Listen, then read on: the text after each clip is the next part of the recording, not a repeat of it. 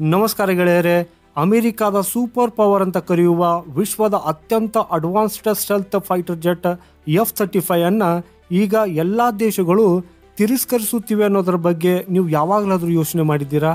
ಹೌದು, ಮೊದಲು ಕೆನಡಾ ಮತ್ತು ಈಗ ಪೋರ್ಚುಗಲ್ ಇದನ್ನು ಸ್ವೀಕರಿಸುವುದಕ್ಕೆ ನಿರಾಕರಿಸಿವೆ. ಹಾಗೂ ಈ ಕಾರಣದಿಂದಾಗಿ ಅಮೆರಿಕವು ಈಗ ಯುರೋಪನ್ನು 6th ಜನರೇಷನ್ ಫೈಟರ್ ಜೆಟ್ ಪ್ರೋಗ್ರಾಮಲ್ಲಿ ಸೇರುವುದಕ್ಕಾಗಿ ರಿಕ್ವೆಸ್ಟ್ ಮಾಡ್ತಾ ಇದೆ.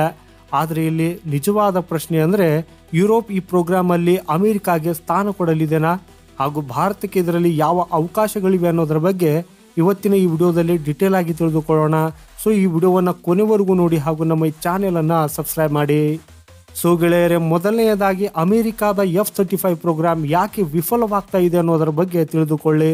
ಆ್ಯಕ್ಚುಲಿ ಅಮೆರಿಕಾದ F-35 ಪ್ರೋಗ್ರಾಮು ವಿಶ್ವದ ಅತ್ಯಂತ ದುಬಾರಿ ಫೈಟರ್ ಜೆಟ್ ಪ್ರೋಗ್ರಾಮ್ ಆಗಿದೆ.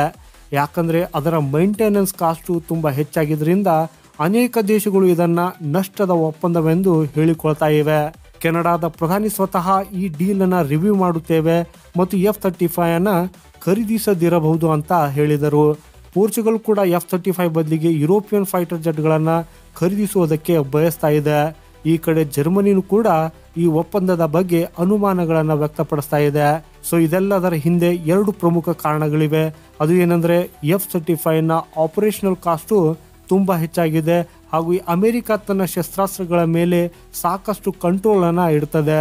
ಸೊ ಈ ಕಾರಣದಿಂದಾಗಿ ಈ ದೇಶಗಳು ತಮ್ಮ ಅಗತ್ಯಗಳಿಗೆ ಅನುಗುಣವಾಗಿ ಅವುಗಳನ್ನು ಅಪ್ಗ್ರೇಡ್ ಮಾಡುವುದಕ್ಕೆ ಸಾಧ್ಯವಿಲ್ಲ. ಮುಂದಿನ ಪ್ರಶ್ನೆ ಏನಂದರೆ, ಅಮೆರಿಕ ಈಗ 6th ಜನರೇಷನ್ ಫೈಟರ್ ಜೆಟ್ ಪ್ರೋಗ್ರಾಮಲ್ಲಿ ಸೇರೋದಕ್ಕೆ ಯಾಕೆ ಬಯಸ್ತಾ ಇದೆ ಅನ್ನೋದು.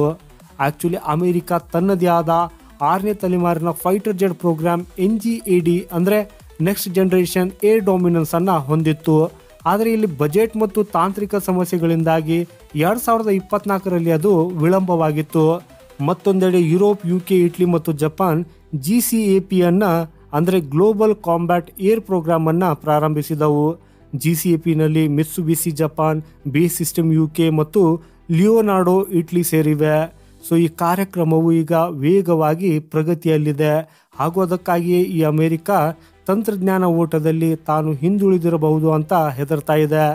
F-35ನ ಜನಪ್ರಿಯತೆಯ ಕುಸಿತದ ನಂತರ ಅದು ಬೇರೆ ಯಾವುದಾದ್ರೂ ಒಂದು ಪ್ರಾಜೆಕ್ಟ್ನ ಭಾಗವಾಗಬೇಕಾಗ್ತದೆ ಅನ್ನೋದನ್ನು ಅಮೆರಿಕ ಈಗ ಅರಿತುಕೊಂಡಿದೆ. ಅದಕ್ಕಾಗಿ ಈಗ ಅಮೆರಿಕ GCAPನಲ್ಲಿ ಸೇರುವುದಕ್ಕಾಗಿ ಯುರೋಪ್ಗೆ ರಿಕ್ವೆಸ್ಟ್ ಮಾಡ್ತಾ ಇದೆ. ಹಾಗೆಯೇ ಇಲ್ಲಿ ಪ್ರಶ್ನೆ ಏನು ಉದ್ಭವಿಸುತ್ತಿದೆ ಅಂದರೆ, ಯುರೋಪ್ ಭಾರತವನ್ನು ಯಾಕೆ ಆಹ್ವಾನಿಸುತ್ತಿದೆ ಅನ್ನೋದು. ಆ್ಯಕ್ಚುಲಿ 2024ರ ಅಂತ್ಯದಲ್ಲಿ UK ಮತ್ತು ಇಟಲಿ ಭಾರತವನ್ನು GCAP ಪ್ರೋಗ್ರಾಮಲ್ಲಿ ಸೇರೋದಕ್ಕಾಗಿ ಆಹ್ವಾನಿಸಿದವು. ಭಾರತ ಈ ಪ್ರಾಜೆಕ್ಟ್ನ ಭಾಗವಾದರೆ transfer of technology, export licence ಅನ್ನು ನೀಡಲಾಗುವುದು ಮತ್ತು 6th ಜನರೇಷನ್ನ ಯುದ್ಧ ವಿಮಾನಗಳನ್ನು ತಯಾರಿಸುವಲ್ಲಿ ಭಾರತ ಜಾಗತಿಕ ಆಟಗಾರನಾಗಬಹುದು ಅನ್ನೋದನ್ನು ಅವರು ಹೇಳಿದರು. ಭಾರತವು ಯುರೋಪಿಯನ್ ತಂತ್ರಜ್ಞಾನವಾದ ರಾಫೆಲ್ನಂತಹ ಯುದ್ಧ ವಿಮಾನಗಳನ್ನು ಅವಲಂಬಿಸಿರುವುದರಿಂದ ಯುರೋಪ್ ಭಾರತವನ್ನು ಆಹ್ವಾನಿಸುತ್ತಿದೆ. ಭಾರತದ ಅಡ್ವಾನ್ಸ್ಡ್ ಮೀಡಿಯಂ ಕಾಂಬ್ಯಾಟ್ ಏರ್ಕ್ರಾಫ್ಟ್ನ ಪ್ರಾಜೆಕ್ಟ್ ನಡೆಯುತ್ತಿದ್ದು, ಯುರೋಪ್ ಅದರೊಂದಿಗೇನೆ ಈಗ ತನ್ನ ತಂತ್ರಜ್ಞಾನವನ್ನು ಕೂಡ ಹಂಚಿಕೊಳ್ಳಬಹುದು. ಭಾರತದ ಡಿಫೆನ್ಸ್ ಇಂಡಸ್ಟ್ರಿಯು ಈಗ ಹೆಚ್ಚೆಚ್ಚು ಆತ್ಮನಿರ್ಭರವಾಗ್ತಾ ಇದೆ ಹಾಗೂ ಈ GCAPಗೆ ಒಬ್ಬ ಉತ್ತಮ ಪಾಲುದಾರನ ಅಗತ್ಯನೂ ಕೂಡ ಇದೆ. ಈಗ ಅಮೆರಿಕದ ಬಗ್ಗೆ ಹೇಳೋದಾದರೆ, ಈ ಅಮೆರಿಕ ತನ್ನದೇ ಆದ ಶಸ್ತ್ರಾಸ್ತ್ರಗಳಿಂದಾಗಿ ತೊಂದರೆಗೆ ಸಿಲುಕಿದೆ.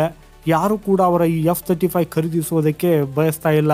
ಅದರ ಜೊತೆಗೆ ಅವರ ಈ NGAD ಪ್ರೋಗ್ರಾಮು ಕೂಡ ಮುಂದುವರಿಯುತ್ತಿಲ್ಲ. ಹಾಗಾಗಿ ಈಗ ಅದು ಸ್ವತಃ ಯುರೋಪ್ಗೆ ತನ್ನ 6th ಜನರೇಷನ್ನ ಫೈಟರ್ ಜೆಟ್ ಪ್ರೋಗ್ರಾಮಲ್ಲಿ ಸೇರಿಸುವುದಕ್ಕಾಗಿ ರಿಕ್ವೆಸ್ಟ್ ಮಾಡ್ತಾ ಇದೆ. ಆದರೆ ಮತ್ತೊಂದೆಡೆ ಈ ಯುರೋಪ್ ಭಾರತವನ್ನು ಆಹ್ವಾನಿಸುತ್ತಿದೆ.